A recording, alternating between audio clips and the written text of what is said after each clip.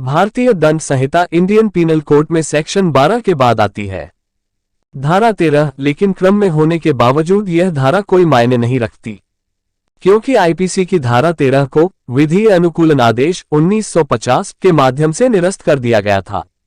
इसलिए आईपीसी की यह धारा मात्र एक संख्या बनकर रह गई है।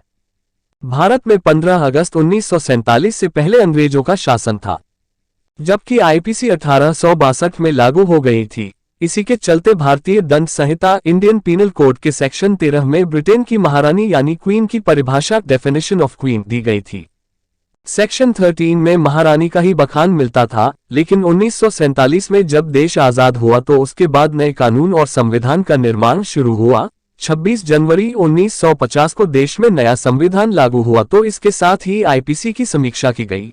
जब भारत आजाद था तो अब हमें ब्रिटिश रानी का गुणगान करने की जरूरत नहीं थी, लिहाजा आईपीसी की धारा 13 को 1950 में ही एक प्रस्ताव लाकर निरस्त कर दिया गया। तभी से आईपीसी में यह धारा कोई मायने नहीं रखती।